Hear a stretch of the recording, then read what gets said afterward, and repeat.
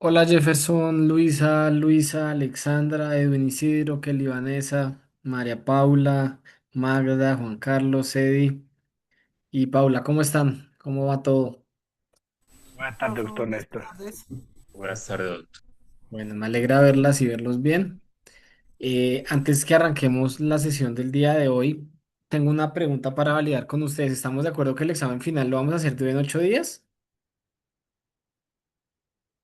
Sí, profe, su merced, ya hace 8 días habíamos Señor, hablado del tema. Ah, perfecto. Entonces, en 8 días es el examen final. Es que me lo pregunto porque no sabía que había otra clase adicional en agosto. Pero no, según el cronograma, entonces terminemos de en 8 días entonces la sesión, ¿vale? Bueno, ¿alguien tiene exposición el día de hoy? No. no, señor. Listo, perfecto. Entonces voy a hacer la exposición el día de hoy yo y les voy a explicar un poco por qué el sistema de salud está en crisis. Bueno, entonces primero que todo ahí en sus noticas si lo van a hacer o en sus notas mentales, vamos a pensar que Pedro es un trabajador de una empresa de hidrocarburos que trabaja en Villavicencio, en un pueblo de Villavicencio llamado Puerto López. Entonces, él empieza a tener unas quejas en su estado de salud y producto de eso, él va a donde su médico. Entonces, el médico es uno de los más importantes en este esquema del sistema de salud porque pues el médico es el que va a determinar los diagnósticos o no del paciente.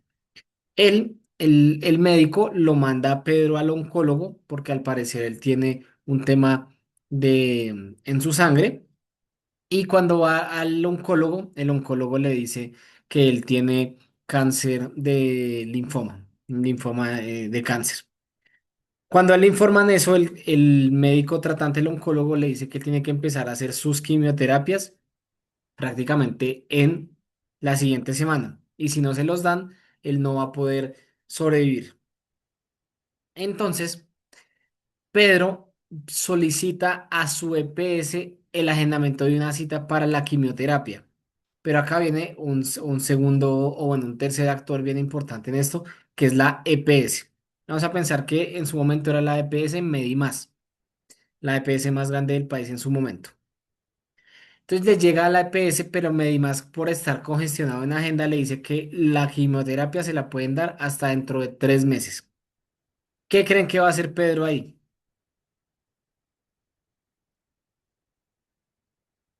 Ustedes de lo que han visto ya en consultorio jurídico, ¿qué debería hacer Pedro? Agotar los recursos, pero llegar a la tutela. De acuerdo, entonces él va a presentar una acción de tutela contra su EPS. ¿Por qué? Porque pues el médico tratante le dijo que necesitaba llegar de una vez muy, muy prontamente a su examen de quimioterapia. Entonces él interpone una acción de tutela. Entonces, cuando él interpone la acción de tutela, el juez constitucional, por su derecho a la salud, le va a decir, efectivamente, usted tiene su derecho a la salud y ordena lo siguiente, entre las 48 horas siguientes al fallo, señora EPS e IPS, hagan todo lo posible para que le hagan la quimioterapia dentro del término de las 48 horas. Y entonces acá entra otro actor muy importante que es la IPS, o en el caso del régimen subsidiado, el hospital público, el hospital S. ¿Qué pasa? Entonces, como hay una orden constitucional, la IPS tiene que sí o sí agendar el tratamiento y tiene que dárselo. Entonces vamos a pensar que el tratamiento es en otro pueblo, no es en Puerto López, sino tiene que hacerlo en la capital, Puerto Berrío, perdón, en Villavicencio. Como él va a solicitar el traslado porque él no tiene la capacidad de trasladarse, porque él es una persona que gana el salario mínimo en la empresa de hidrocarburos, él va a pedir en la tutela además que le den el traslado de un municipio a otro municipio. Entonces el juzgado le dice, sí, efectivamente le doy el traslado de un municipio a otro municipio. Pero entonces, ¿qué fue lo que pasó hasta hoy?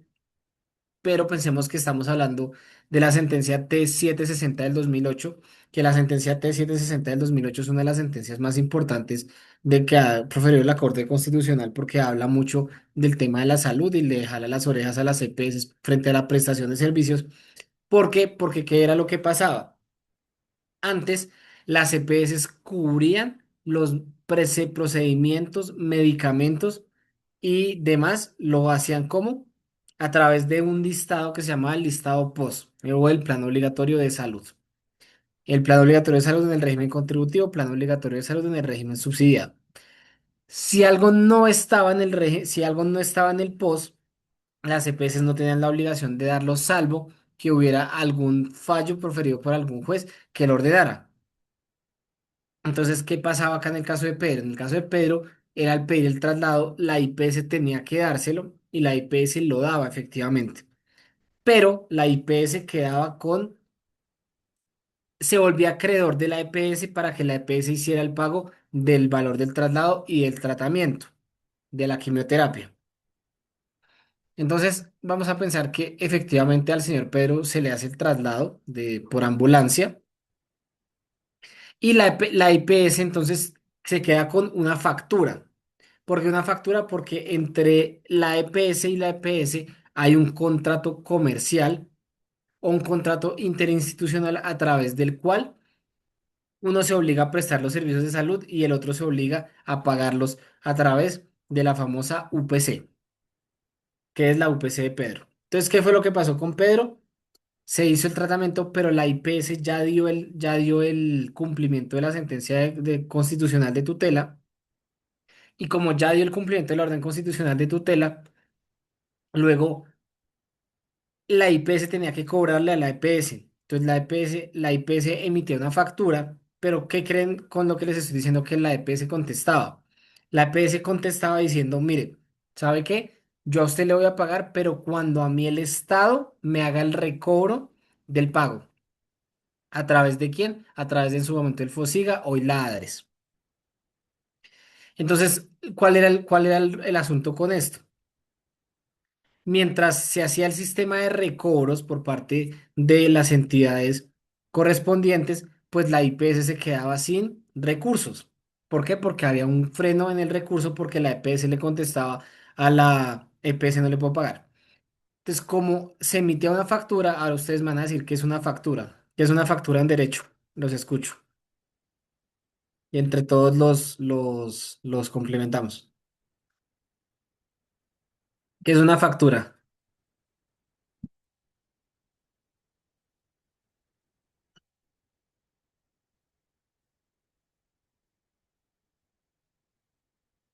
¿Qué es una factura? ¿Nadie sabe? ¿No puede ser? ¿Ya están terminando ustedes la carrera y no saben qué es una factura? Un título de valor, Muy bien, eso es. Es un título de valor. ¿Y qué es un título de valor?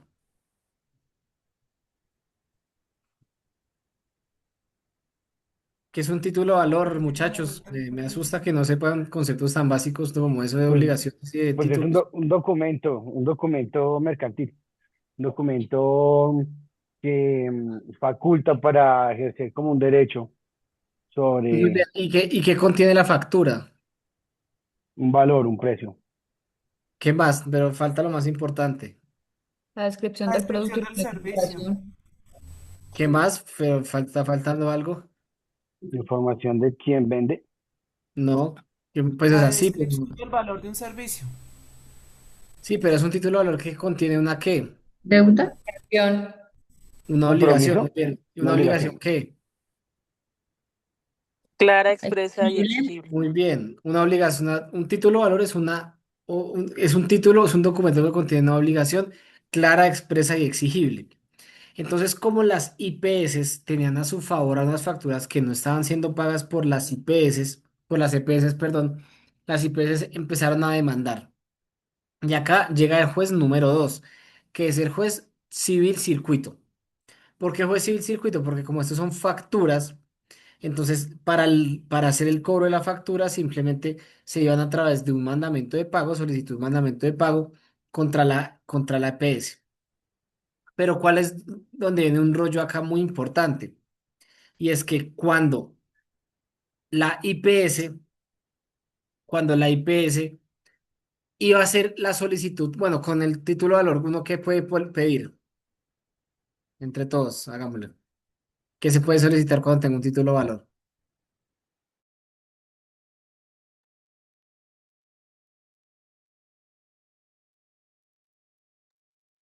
pago del mismo. Mm, Pedir, hacerlo exigible, profe.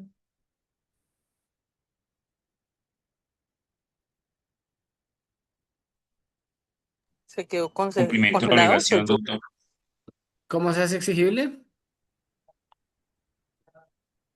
Por medio de un proceso ejecutivo. Muy bien, Kelly. ¿Y qué pides en el proceso ejecutivo? ¿Qué, profe, qué? ¿Qué pides en el proceso ejecutivo? El pago. El pago de la obligación Pero está faltando algo muy importante. O sea, está bien que pides el pago, pero ¿qué pides antes de que el proceso avance? a una medida cautelar, Exacto. ¿Y cuál sería la medida cautelar acá? El embargo. el embargo de las cuentas de la Las me- EP. Exactamente. Entonces, la IPS, cuando va a solicitarle al juez del circuito, que es el juez número 2, le va a decir, señor juez, por favor, solicito, como yo tengo un título de valor, solicito el embargo de las cuentas y solicito el título que se adelante, siga adelante con la ejecución cuando sea el momento, pero que se congele por el embargo. Entonces, el juez tiene dos opciones. El juez y el circuito dice, sí, efectivamente voy a decretar el embargo de las cuentas de la entidad y se hace el embargo ante la ARES porque la ARES es el que tiene el flujo de los recursos. O la otra alternativa es que diga yo no embargo. La otra alternativa que dice es, esto es son valores que son inembargables. Y son inembargables, ¿por qué?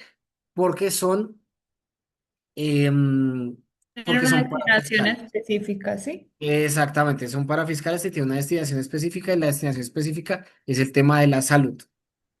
Eso se los digo, todo este cuento se los digo y me lo sé. ¿Por qué? Porque yo tuve la oportunidad de trabajar en la ADRES y en la ADRES en su momento el que era el jefe de la oficina asesora jurídica, él decía que nosotros tenemos que ir, los abogados, tenemos que pedirle a los jueces que no embargaran las cuentas de las EPS. ¿Por qué? Pues porque si hay un congelamiento de recursos, pues después no hay flujo y es peor, o sea, es peor el remedio que la enfermedad. Sin embargo, yo le decía lo siguiente en su momento al jefe de la oficina asesora jurídica. Un segundo. ¿Ahí me oyen bien? sí, señor. Sí. Sí, Listo, doctor. perfecto. Sí, mejor así. Bueno, entonces yo en su momento le pedí a la oficina, al jefe de la oficina asesora jurídica que, pues, mi opinión personal era que eso era un poco perverso pedir que no se embargaran. ¿Por qué se les ocurre que podría llegar a ser perverso el hecho que no se embarguen las cuentas? ¿Qué creen?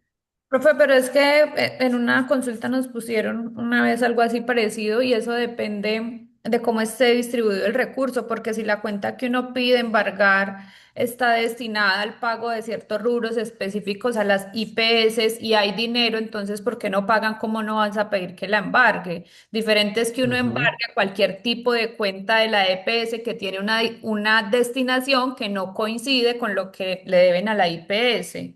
Ay, Luisa debe Sí, saber. sí, estoy de acuerdo con eso, estoy de acuerdo con eso, pero ¿por qué pedir que no se embarguen las cuentas puede llegar a ser perverso para el sistema? ¿Qué se les ocurre? ¿Qué creen? Porque se quedarían sin garantías para ejercer Muy ese pago. bien, perfecto, claro que sí. O sea, es decir, se quedarían sin garantías em, y no habría un mecanismo a través del cual las EPS pues dijeran, porque o si no, básicamente dirían lo siguiente, como no, pues yo sigo adeudándoles pero no les pago porque no tengo, porque, porque ¿qué me van a hacer? O sea, si no me pueden embargar, no me pueden hacer nada. Pues yo le decía eso en su momento al jefe de la oficina jurídica en tema de tutelas y yo le decía pues que no tenía mucho sentido, que a mí no se me hacía sentido que no pudieran embargar y estoy de acuerdo con Kelly, que hay unas cuentas que sí se pueden embargar y hay otras cuentas que no se pueden embargar por parte del sistema, por parte del sistema. Pero más allá de eso, el juez tiene dos opciones. O embarga o no embarga. Si embarga, se frena el flujo de los recursos y va a ser peor porque la EPS no va a tener después cómo pagarles a otros pacientes que tienen las mismas situaciones. Pero entonces, la EPS, como la EPS en algunos casos sí tiene que, pues claramente tiene que pagarle a las IPS, pero no está en el POS, sino o en el hoy Plan Beneficio de Salud. Entonces, la EPS le va a pedir a la ADRES un proceso a través del cual que se llama el proceso de recobro. El proceso de recobro es un proceso que se rige por el principio de legalidad y el principio de legalidad acá juega de la siguiente manera. Los funcionarios de la ADRES tienen que cumplir y tienen que ceñirse a lo que diga solo la ley. Y ellos tienen un manual a través que se llama el manual de recobros. Ese manual de recobros es un manual estándar. Entonces, claro, la lógica acá no deja de ser de seguridad social y se convierte en una lógica de derecho administrativo. Y como se vuelve una lógica de derecho administrativo, acá lo que sucede es que la ADRES saca unas cosas que se llaman las glosas. No sé si alguien ha escuchado el término glosa. Luisa, ¿tú los has escuchado? Listo. Sí, sí, Entonces, señor. entonces básicamente el término glosa es como un error que se Nota. comete en el proceso para efectos de Ah, determinar si hay o no derecho al pago. O, que ellos ya en señora. ordinario lo hacen es para no reconocer la obligación. Claro, a eso voy. Entonces, la ADRES, lo que pasa es que ADRES tiene muchas glosas. Unas glosas de esas son prescripción, falta de imágenes, falta de sello del juez de la acción de tutela, falta de ejecutoria de la sentencia. Y como vuelvo y repito, los funcionarios de la ADRES siguen, rigen por el principio de legalidad, pues ellos sí o sí en algún momento le dice a la EPS como no, yo no lo voy a pagar a usted porque ya le prescribió o ya le caducó el derecho. Entonces ahí se termina convirtiendo en un problema gigante porque para la EPS, como la ADRES no le está haciendo el debido recobro, eso lo que significa es que lo que termina pasando es que la EPS demanda a la ADRES y la va a demandar en su momento, no se sabía muy bien quién era el juez competente para demandar, si era el contencioso administrativo o era el juez ordinario laboral. ¿Cuál era la inquietud ahí? Pues que hay una norma en el CEPACA que dice que las demandas, los jueces contenciosos administrativos son competentes para conocer de las demandas en contra de entidades públicas adscritas a la nación. En este caso, claramente la ADRES está adscrita al Ministerio de Salud y el Ministerio de Salud a la nación. Entonces, durante una época se presentaron estas demandas ante el contencioso administrativo y esto es muy real lo que voy a decir a continuación. Los jueces contenciosos administrativos, cuando les llegaban cajas completas de demandas con glosas y con todo lo que era, los jueces decían, esto no es mío, esto no es de mi competencia. ¿Esto es competencia de quién? Del juez ordinario laboral. Entonces lo remitían al juez ordinario laboral y el juez ordinario laboral decía, esto no es tampoco mi competencia porque yo no puedo decir algo sobre dineros públicos. ¿Quién terminó solucionando? Bueno, eso se fue a conflicto de competencias y por conflicto de competencia sacó un auto en la Corte Suprema de Justicia y también el Consejo Superior de la Judicatura diciendo que el competente sí era el juez ordinario laboral. Hiciera el juez ordinario laboral porque el Código General del Proceso tiene una norma que dice los asuntos de la seguridad social se conocerán por el juez ordinario laboral. Entonces, eso se terminó resolviendo porque, claro, y entonces les llegó a los jueces laborales. Esto, lo que les digo, no es mentira. Yo tuve procesos radicados 2006 y yo trabajé en Ladres en 2019, 2018. Entonces, radicados 2006, apenas en primera instancia, ¿y eso por qué pasaba? Porque los jueces de la República no conocen de este tema, es un tema muy técnico, es un tema que les quita mucho tiempo. Entonces, los jueces prefieren como dejarlo por ahí, el juez ordinario laboral prefiere fallar. Yo solo conocí un juez que hoy es magistrado del Tribunal Superior de Ibagué, lo nombraron hace poquito Tribunal Tribunal Superior de Ibagué, que él era el único, se llama Leonardo Corredor, él era el único juez que yo vi en esa época, él era el juez 12 laboral, que se sentaba y de verdad cogía glosa por glosa y la sacaba así en las sentencias. Se demoraban las audiencias con él todo el día, pero él era el único que yo vi que de verdad se pusiera la 10 en investigar, en averiguar. de qué se trataba esto, de pronto pues por eso no es casualidad que después terminó siendo magistrado auxiliar de la Corte Suprema de Justicia, pero ahorita está de tribunal, magistrado de tribunal. Entonces, habiendo dicho eso, si se dan cuenta el enorme problema que hay, porque mientras pasa todo esto, Pedro necesita sus quimioterapias. Y entonces la EPS demanda, ya no me acuerdo qué juez vamos, si número 3 o número 4, pero el juez número 3 o número 4, que es el juez ordinario laboral, tiene que fallar para decir, y esos procesos además como son declarativos, van a terminar yendo hasta la Corte Suprema de Justicia en sede de casación. Entonces pueden pasar años, lo que yo les decía, yo tuve procesos 2006 en 2018 y que eran procesos no resueltos. Por ejemplo, los abogados de Sanitas, que eran abogados muy juiciosos, ellos sí dividían las demandas y lo hacían todo para que no llegara por cuantía de casación. Entonces se encargaban que estuvieran muy debajo del límite de los 120 salarios mínimos para demandar.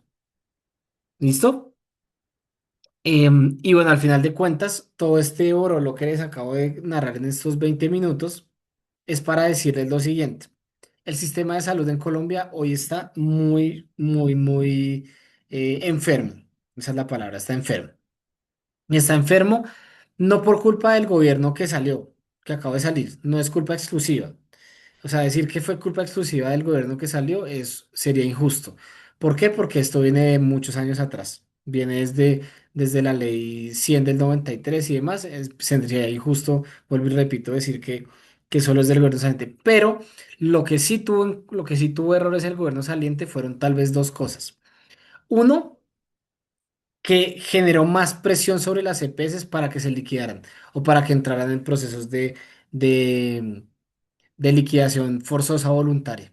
Casos cuales, pues Compensar, Sanitas, Sura, ellos entraron en procesos de liquidación y Compensar entró en proceso de liquidación voluntaria, la EPS Sanitas en proceso de liquidación obligatoria. ¿Por qué? Pues porque claro, si uno está haciendo cacería de brujas, que fue lo que hizo el gobierno, pues la cacería de brujas terminó yéndose directamente contra las EPS y El demás. famoso, el famoso chu, chu, chu. Eso iba a decir, tal cual, Juan Carlos, el famoso chuchuchu, ellos se encargaron de hacerlo y la otra forma como lo hizo el gobierno saliente que cometió, eh, pues algunos dicen con intención, porque el famoso chuchuchu que dice Juan es que ese chuchuchu era cierto, o sea, era cierto siempre y cuando no se hiciera nada para salvar o sea, simplemente el sistema de salud estaba a una muerte lenta. ¿Por qué? Pues porque las EPS ya no tenían abasto y el problema es que como las EPS entraron en liquidación, ya no tenían cómo pagar las deudas a las IPS, peor. Entonces, si antes había deuda a la EPS, imagínense ahora la deuda mayor a la EPS. ¿Listos? Bueno, esa fue mi explicación del tema de salud. No sé si me quedó faltando. Ah, bueno, sí, lo que iba a decir es lo siguiente, y es que, pues el gobierno Petro con su reforma de salud que no pasó, ellos lo que decían es que se partían de un principio económico de la cadena de suministro, que es la siguiente, y es entre más intermediarios usted quite de la ecuación, más eficiente hace el sistema. Entre más intermediarios haya, lo hace más ineficiente y lo hace más costoso. Sin embargo, en el caso de la salud, eso, pues en mi opinión, no podía aplicarse así. ¿Por qué? Porque el gobierno saliente lo que dijo fue, saquemos a las EPS en la reforma de la salud, pongamos unos gestores de salud que sean las EPS, pero nosotros somos la ADRES el que vamos a terminar administrando todo el sistema.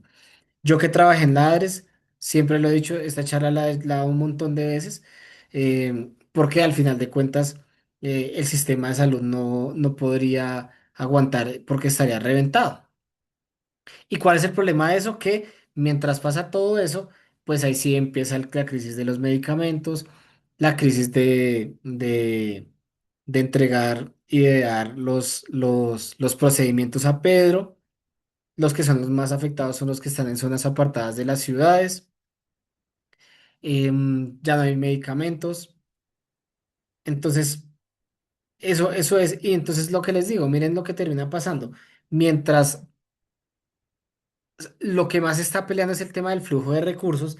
Hay unos flujos de recursos que están embargados hay unos que están pendientes de decisión y hay unos que simplemente la nación pues está debiendo a las entidades de salud porque ahora yo eso lo escuché hace poco con una persona que sabe pues que está muy cercana al tema de la salud y me dijo que era cierto este comentario que voy a decir a continuación y es que precisamente el gobierno saliente lo que hizo fue demorar mucho más el pago a través de las glosas, o sea, lo puso más restringido. ¿Para qué? Para que las EPS no tuvieran la forma de recobrar esos dineros a la EPS. ¿Vale? ¿Alguien tiene algún comentario, alguna sugerencia o alguna pregunta de lo que les acabo de contar? ¿O alguien sabe algo más que quiera añadir?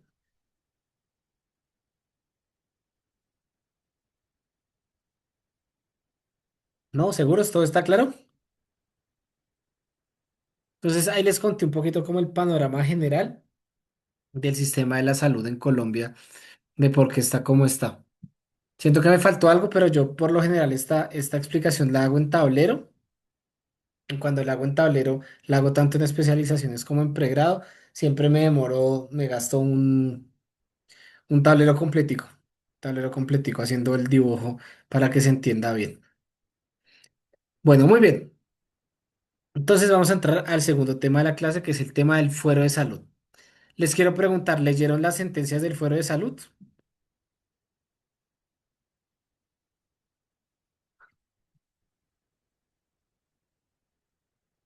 ¿No? No, señor. Vale. ¿Alguien la leyó? Bueno, muy bien. Esas sentencias del fuero de salud son muy importantes que se las lean. O sea, sí se las pido que se las lean para el final, porque de ahí hay varias preguntas, pero igual voy a hacer a continuación la explicación. Pero sí les pido que se lean por lo menos las de la Corte Suprema de Justicia.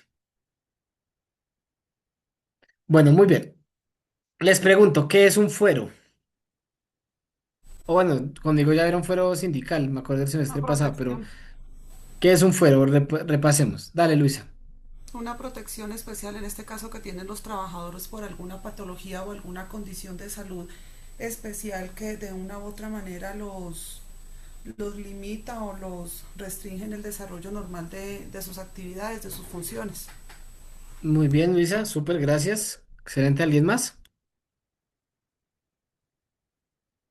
Bueno, entonces recordemos, un fuero, bueno, hay que partir de algo y es que en Colombia todo trabajador tiene el derecho a la estabilidad laboral. Si todos los que estamos acá trabajamos, tenemos el derecho a permanecer en un empleo hasta cuando el empleador decida finalizarlo, o una de las partes decida finalizarlo, uno de ellos es el empleador, pero previo el pago de una indemnización por despido sin justa causa. Entonces, ¿cuál es la regla en Colombia? Tenemos la estabilidad laboral, pero la ley da una sanción al que termina el contrato, en este caso el empleador. Entonces, si lo termina el contrato sin una justa causa, procede el pago de la indemnización por despido sin justa causa. Ahora, hay un apellido que se llama la estabilidad laboral reforzada. Y la estabilidad laboral reforzada se ve en varios ámbitos. En el ámbito del fuero sindical, en el ámbito del fuero de maternidad o paternidad, en el ámbito del fuero de salud.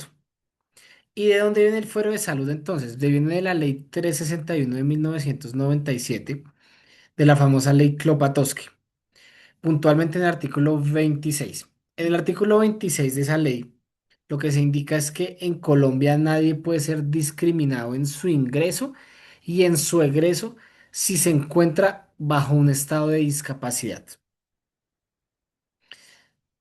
¿Qué es la discapacidad? ¿Cómo se mide la discapacidad? Ya ustedes hace 8 días cuando vieron, cuando les expliqué la pensión de invalidez, hace 8 días les expliqué pensión de invalidez, ¿verdad? Sí, sí, gracias, Kelly. Entonces, una de las cosas es el estado de discapacidad bajo una pérdida de capacidad laboral y otra es lo que se entiende como una persona que tiene una limitación física o sensorial para determinar que sea una condición de fuero de salud. Entonces, frente a esto han habido dos posturas que se las explico las dos posturas y terminamos el tema.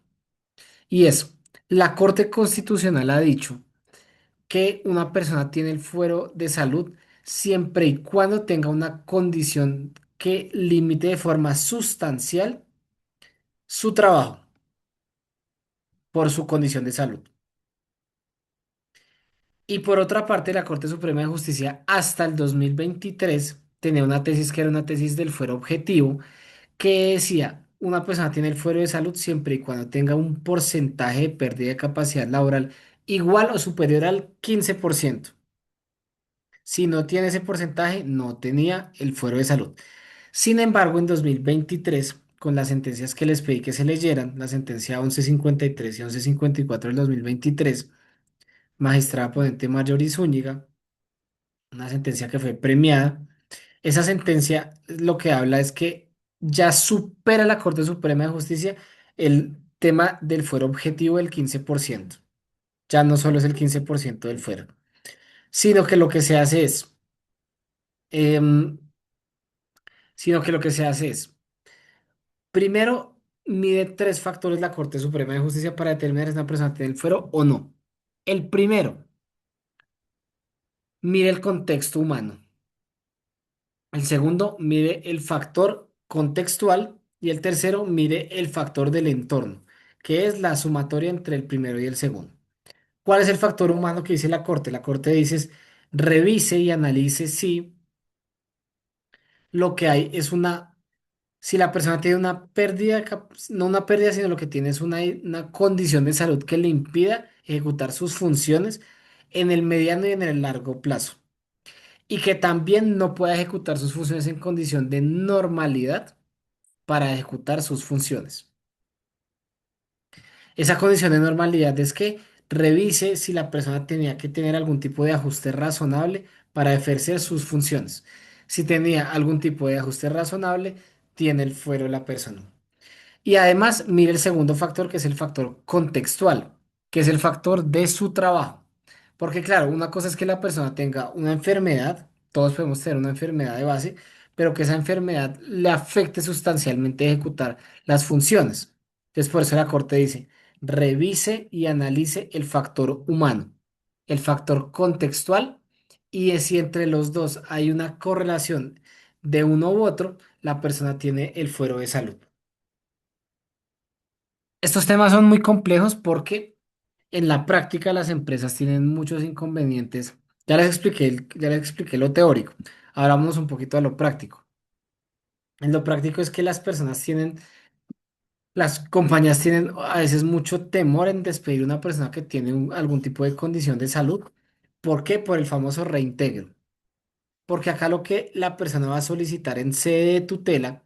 ¿Por qué en sede de tutela? Porque el principio de la estabilidad laboral reforzada tiene dos derechos fundamentales ahí. Tiene el derecho fundamental de la salud y también la Corte lo equipara con el derecho del trabajo, ¿no? Porque el derecho del trabajo pues es la fuente de subsistencia de las personas, no de la mayoría de las personas. Entonces, acá para que ustedes tengan esto presente, si de pronto les llega algún usuario en consultorio jurídico que les pida hacer una tutela o en su vida profesional hacer una tutela por reintegro. Si ustedes piden el reintegro, el juez constitucional puede fallar de muchas maneras. La primera manera, ¿cuál es? Niega el amparo constitucional. La segunda forma es lo concede y ordena el reintegro. La tercera forma es concede el reintegro junto con el pago de salarios dejados de percibir desde que la persona salió hasta su reintegro. Opción número 4, concede y ordena el pago de salarios y prestaciones sociales durante el reintegro. Quinto, concede el amparo de salarios y prestaciones sociales hasta el reintegro con los aportes a seguridad social. Y por último, que es el más beneficioso para la persona, es que falle el reintegro con el pago de salarios y prestaciones sociales, más aportes a seguridad social, más la sanción de 180 días que contempla la ley 361 de 1997. ¿Por qué? Porque esa norma lo que nos indica es que la persona tiene derecho a tener hay una sanción. Entonces, los jueces constitucionales a veces dicen, yo no me meto ahí porque, em, porque eso lo que me implica es un pago económico que la acción de tutela no está ligada para que se haga ese pago. Otros dicen sí, vía constitucional, la Corte Constitucional lo ha declarado, yo también lo puedo hacer. Pero ya para ir finalizando, hay un ítem muy importante que no se les puede olvidar a ustedes jamás. Y este es tal vez la pepa de la clase, que es el efecto transitorio de la acción de tutela. ¿Alguien sabe qué es el efecto transitorio de la acción de tutela? ¿Y en qué consiste?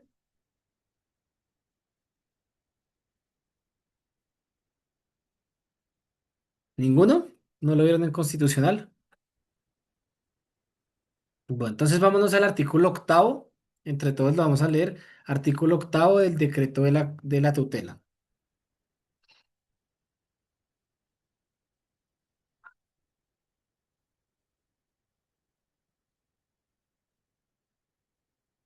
El decreto 2591 de 1991, artículo octavo. Si alguien me ayuda a leerlo, por favor. Decreto que, profe, 2025. 2591 del 1991, artículo octavo.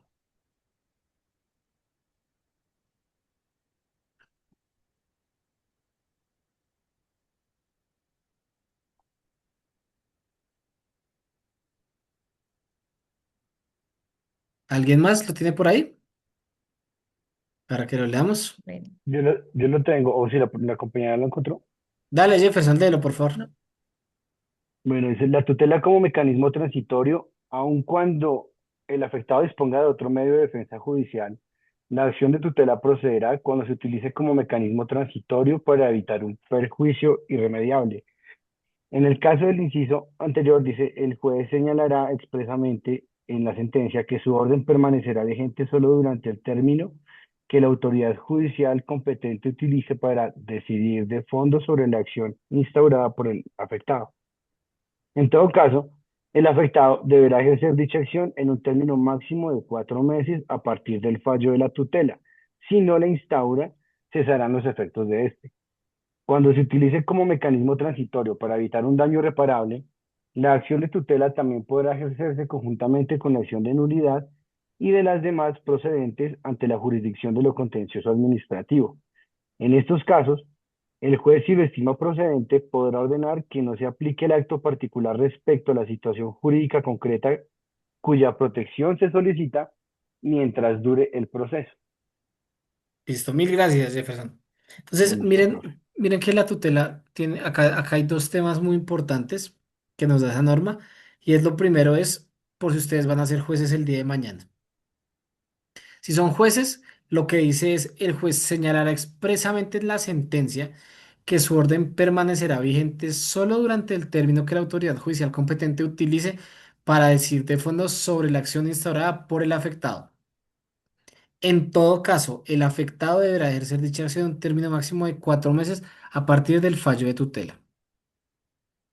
Entonces, ¿por qué les digo esto, mis estimadas y estimadas? Si ustedes mañana van a presentar una tutela por cualquier causa, esa acción de tutela, lo que se defina, el juez debería decir que es efecto transitorio de tutela. Pero si el juez no lo dice, es mejor que ustedes sean previsibles y que ejerzan las acciones dentro del término de los 4 meses ante el juez competente.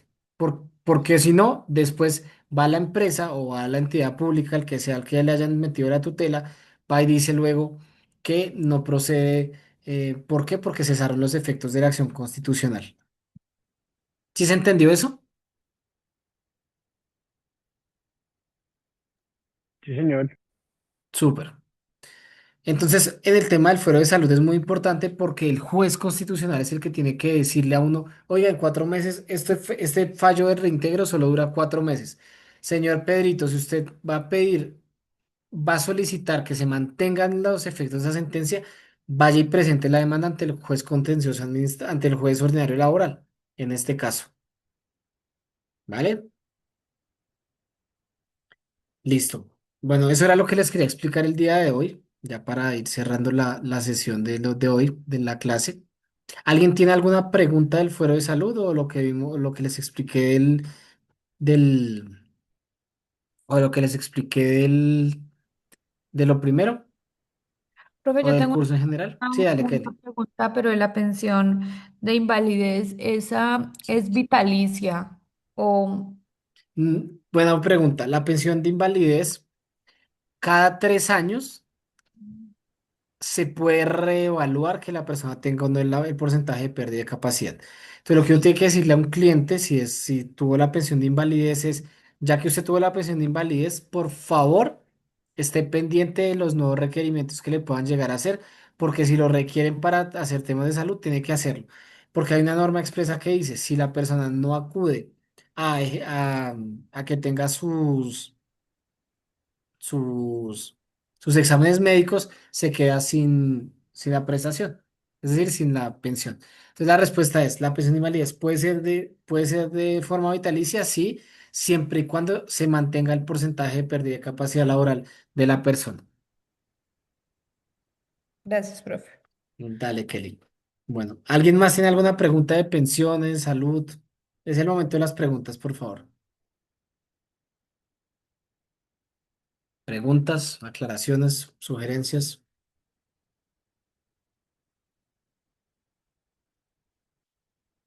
¿Cómo nos va a hacer el examen, profe? ¿Más El, casos? el examen es selección múltiple y falso y verdadero. Algunos que creo que sí tienen algunos casitos, pero la lógica es selección múltiple y falso y verdadero. Bueno, Ahí hacerlo, la sugerencia es hacerlo muy a conciencia. No se pongan a- o sea, yo no puedo controlar que no tengan apuntes, ni mucho menos apuntes. Pues de hecho, prefiero que usen los apuntes, pero bueno, pues si cualquier cosa. eh, la lógica del examen es que lo hagan ustedes por su cuenta bien individual y lo hacemos en el transcurso de la clase, ¿vale? Es decir, en el transcurso de la 1:35 hasta las 3:30, En 15 días, ¿verdad, profe? en 8 días. Ah, en 8, en 8. Ah, es que entendí que, bueno, entendí mal el mensaje de inicio de clase. Pero Sí, bueno, no, en no, no, 8 días parcial. estamos de acuerdo que es en 8 días, por eso les pregunto. En 8 días es el examen final, ¿sí? Perfecto. Listo, sí, estamos todos ya en 8 días. Yo lo subo al sistema y se lo mando también a Alexandra en dado caso. Bueno, nada, pues les mando un abrazo, que les vaya súper bien el examen final. Nos estamos viendo en próximas oportunidades. Un abrazo grande. gracias, profe. Gracias, profe. Gracias, Chao, profe. gracias. Gracias. Muy amable, profe, que esté bien.